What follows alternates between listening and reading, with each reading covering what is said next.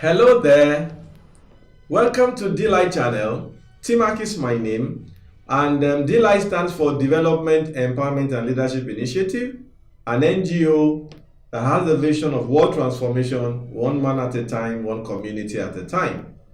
Over the last set of videos, we started a topic that is focusing on how you can achieve financial independence. I hope you are interested in that. And to make that topic come alive, we started last week to focus on what is money, what are the different channels through which money can flow out. Have you watched that video yet? If you have not, you better watch it so that what we are speaking about today can connect with what we've said before for you. But last week, we identified 4 different channels through which money can flow out. Number 1 is through consumption. Number 2 is to create assets. Number 3 is to create liabilities. Number 4 is for charities. And last week as well, we ventured into what is consumption and what role does it play in your journey to achieving financial independence. That is where we are continuing today. Now, let's start this way. Let me throw 3 numbers at you and let's see which one you would like to belong to. So, here we go. 5%, 15%, and 80%. What do those numbers represent? Statistics and research has suggested that about 5% of the world's population are living on generational wealth. They are living on income that has been passed down from one generation to another. That's 5%. Then you have the 15% who are just comfortable. They are making enough money for their mortgage, for their houses, for their cars. They can pay their bills, their children's school fees. They can give the required education to their children. They are generally comfortable. That's 15%. But then you have this whooping 80%. These are people that, for the most part, they will have to work in their old age to be able to fend for themselves and have a life. So I have a question for you. Which group would you like to belong to? That is why these videos are being put together.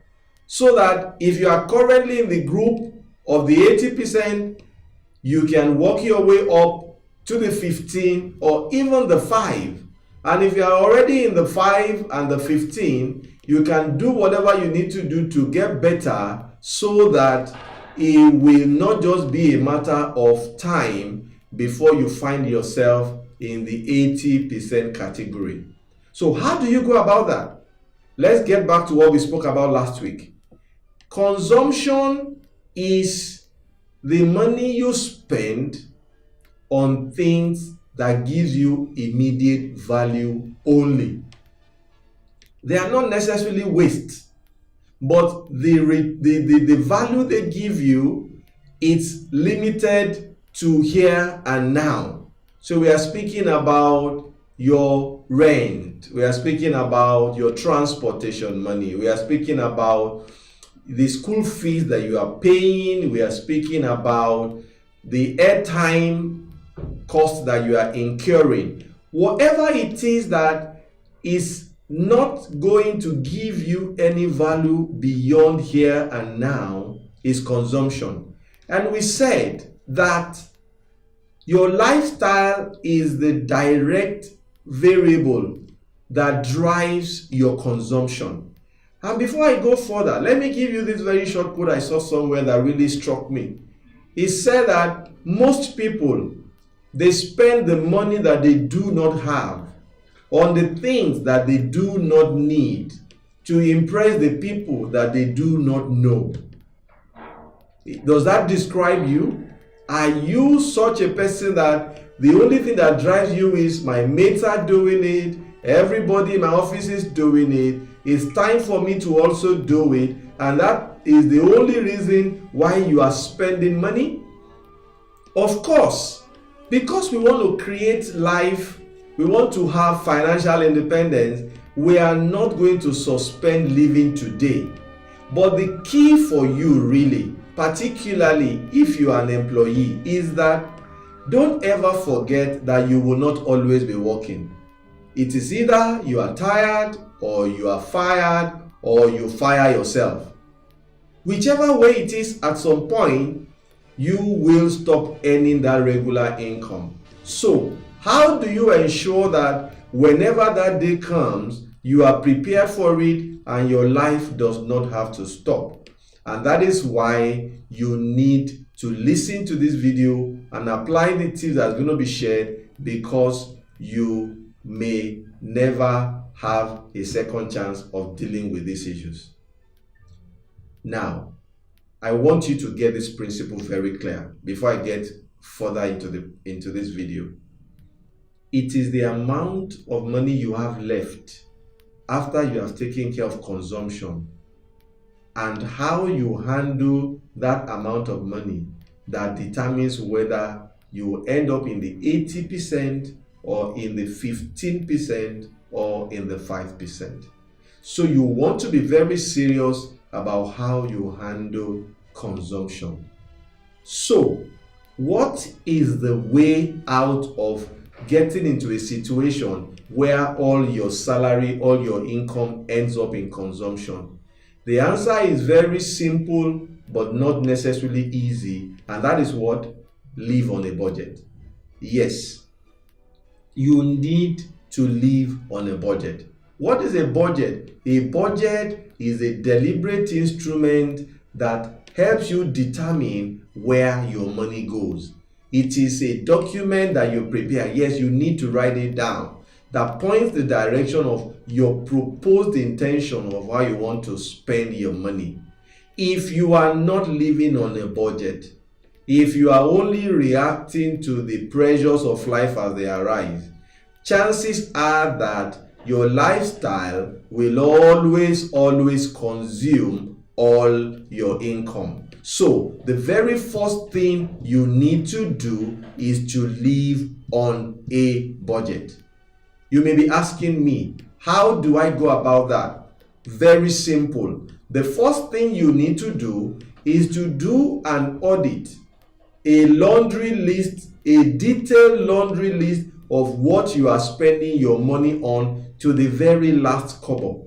If you currently do not have an idea, you need to start from today to track your expenses to the minutest detail. How much you are paying on NEPA card, how much are you paying on fuel, how much are you spending on airtime, the money you give to your friends, the money you spend on Friday night, the school fees, the rent, the money you are spending on clothes, what you are buying. You need to have that view of how your expenditure pattern has been over the past months and years.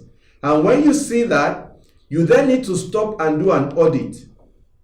And what is the target? The target is to see how you can have not more than 50% of your income go into consumption. Now, wait a minute. I'm well aware that this may not be achievable for you from day one, but that has to be the target. So what is the first step in that journey?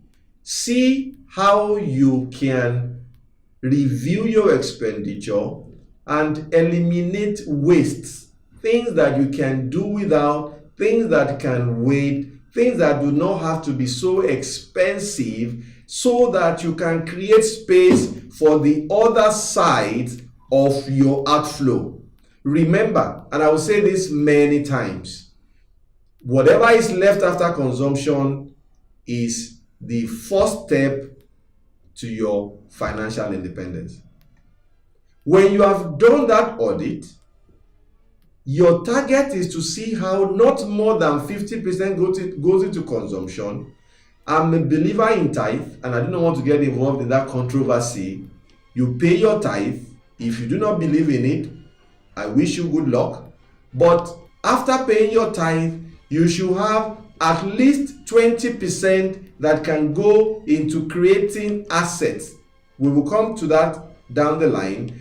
and then that makes it 30. You have a 20% left. You should have a budget between 5 and 10% for charities, so that you realize that life is not just about you. No matter where you are in life, there is always somebody you can help. You have a percentage for that, and then you have the balance of the 10% for your contingencies. I will explain this as we go down the line to talk about creating assets and creating liabilities and talking about charities. But I'm giving you the big picture that your consumption ideally should never be more than 50%.